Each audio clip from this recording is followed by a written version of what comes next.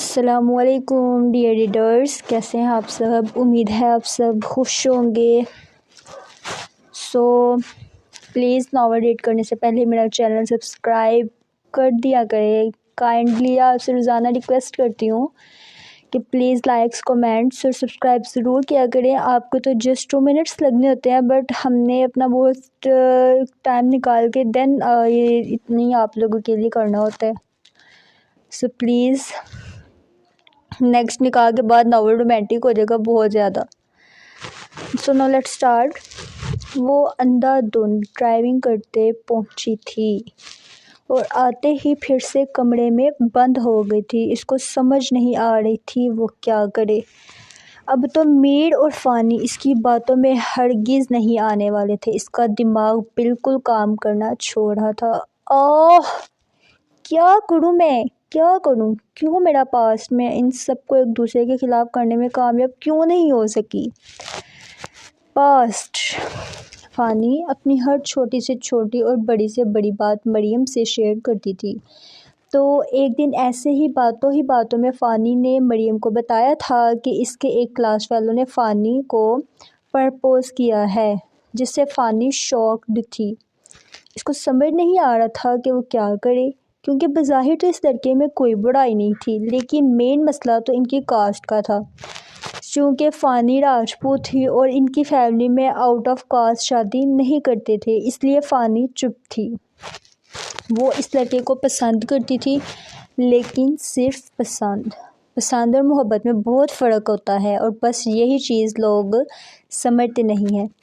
پسند تو انسان راہ چلتے کسی کو بھی کر لیتا ہے، لیکن محبت انسان صرف ایک ہی بار کرتا ہے، اور پھر جب کسی سے محبت ہو جائے تو دوسرے شخص کی طرف دیکھنا بھی گناہ سمجھا جاتا ہے۔ مریم جانتی تھی کہ فانی میر سے محبت کرتی ہے اور میر کے دل میں بھی فانی کے لیے جذبات ہیں، لیکن جب سے مریم نے میر کو دیکھا تھا وہ تو اس کی خوبصورتی پہ ہی فدا ہو گئی تھی۔ وہ سمجھتی تھی کہ خوبصورتی ہی سب کچھ ہے۔ خوبصورت تو مریم بھی تھی، اور اپنی اس خوبصورتی کا ہی فائدہ اٹھا کر میر کو اپنی جانب راغب کرنا چاہتی تھی، حتیٰ کہ ہر حد پار کرنے کو تیار تھی۔ لیکن وہ میر سے دوستی میں کامیاب ہوئی تھی، لیکن اس کے دل میں اپنے لیے جذبات پیدا نہیں کر پائی تھی۔ وہ میر کے قریب ہونے کی کوشش تو کرتی تھی، لیکن میر اپنی حدود میں ہی رہتا تھا، اور یہی چیز تھی جو مریم کو پاگل کر رہی تھی۔ وہ کسی بھی طرح میر کو اپنا بنا لینا چاہتی تھی، کسی بھی طرح۔ ایک تو یہ مریم جو ہے نا، ایسے ہی باتوں میں فانی نے مریم کو بتایا تھا کہ وہ اپنے جذبات میر کو بتائے گی کہ وہ اس کے لیے کیا فیل کرتی ہے۔ تب مریم نے فانی کو اپنی ہی انسسٹ کیا تھا کہ وہ اپنی کلاس فیلو کو پرپوزل ایکسیپٹ کر لے، وہ گڈ لکنگ ہے، آگے کامیاب انسان بھی ہوگا۔ لیکن فانی صاف الفاظ میں کہہ دیا تھا کہ اسے اس کی گڈ لکس اور برائٹ فیوچر میں کوئی انٹرسٹ نہیں ہے۔ تبھی مریم نے میر کو فانی کے خلاف کرنا شروع کیا تھا کہ اس کے اپنے کلاس فیلوز کے ساتھ افیئرز ہیں، اس کو دولت، شہرت چاہیے اور بھی پتہ نہیں کیا کیا۔ تب میر نے مریم کی باتوں پر یقین کیا تھا۔ مریم نے یہ بھی بتایا تھا کہ وہ تمہیں بھی پرپوز کرے گی، افیئر چلائے گی اور چھوڑ دے گی، اور مریم کی اسی بات سے میر فانی سے بدگمان ہوا تھا، اور اسی الفاظوں سے میر نے فانی کی تذلیل کی تھی، اور اسی بات سے سب بڑے ناواقف تھے۔ یہ بات ان کے چند ہی کزنز سے واقف تھے، اور سب میر کی یہ باتیں سن کر حیران تھے، کیونکہ وہ سب فانی کے نیچر سے واقف تھے کہ وہ کس قدر لڑکوں سے دور بھاگتی ہے۔ وہ صرف اپنے کزنز ہی تھے جن سے وہ بات کر لیتی ہے، اور فرینک تھی۔ سن سب باتوں کو بعد مریم تو بے حد خوش، لیکن باقی سب نے میر کی بہت انسلٹ کی تھی، لیکن اس وقت میر کو وہ سب غلط اور مریم ٹھیک لگ رہی تھی۔ اس کے بعد فانی نے ایک بار میر سے بات کرنے کی کوشش کی تھی تاکہ وہ اس کی غلط فہمی دور کر سکے۔ وہ اپنے کردار کے خلاف باتیں کہاں برداشت کر سکتی تھی، لیکن تب بھی میر نے فانی کی بہت انسلٹ کی تھی۔ اس کے بعد سے اس نے 3 سال تک فانی سے کبھی رابطہ کرنے کی کوشش نہیں کی تھی اور جس جگہ وہ ہوتا وہاں جانا ہی چھوڑ دیا تھا۔ فانی نے اپنے آپ کو بالکل ہی بدل دیا تھا، وہ فنا سے فانی بنی تھی، ایک حساس، چلبلی، شرارتی، معصوم سی لڑکی۔ وہ آج بھی مریم کی ویسی ہی دوست تھی، پر بات شیئر کرنے والی، اور مریم میر کی ہر بات فانی کو بتاتی تھی جس کو وہ بغیر کسی تاثر کے سنتی تھی۔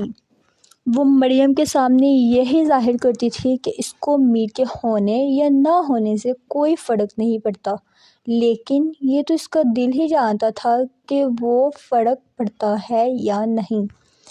اور پھر 3 سال کے بعد ایک دن میر خود فانی سے کانٹیکٹ کرنا ایک بار فانی کو بھی شاک کر گیا تھا۔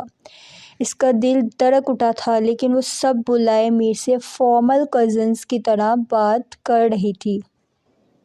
لیکن پھر میر کا فانی کو لے کر پوزیسیو ہونا، میر کا جیلس ہونا فانی کو بہت کچھ باور کروا دیتا تھا، لیکن وہ اگنور کرتی تھی، وہ پتھر دل بنی رہتی تھی۔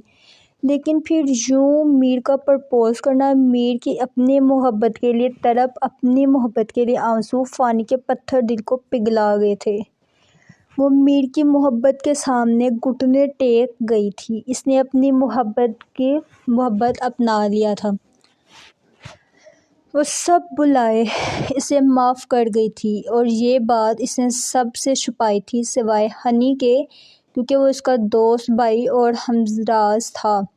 وہ ہمیشہ کوئی بھی بات کیے بنا فانی کی ہر بات سمجھ جاتا تھا، اور اس دن میر کا فانی کو سب کے بیچ سے لے کے جانا، ہنی سمجھ گیا تھا کہ اس انسان کے دل میں اس کی بہن کے لیے بہت محبت ہے، جس سے وہ دل سے بے حد خوش تھا، کیونکہ اس کی بہن کی خوشی تو اس انسان کے ساتھ جڑی تھی۔ اسے نیچے شک اپنی زندگی کی ڈور قسمت کے ہاتھ چھوڑ دی تھی۔ وہ ایک ایک بات سے واقف تھا، فانی کا میر جو تہجد کی دعاؤں میں مانگنا، ہر چیز سے وہ اپنے کردار کی پاکیزگی میر پر ظاہر کرنا چاہتی تھی، اور اللہ نے فانی کی دعائیں قبول کی تھی۔ اس کو اس کی محبت ملنے والی تھی، وہ اپنی محبت کی محرم بننے والی تھی۔ لیکن کہتے ہیں نا، جہاں خوش ہونے والے لوگ ہوتے ہیں وہیں کچھ حاسدین بھی ہوتے ہیں، اور مریم انہی میں سے تھی۔ سب دیکھنا یہ تھا وہ ان دو محبت کرنے والوں کو جدا کر پائے گی، یا پھر اس دفعہ وہ اپنے کھودے ہوئے گڑھے میں خود گرے گی۔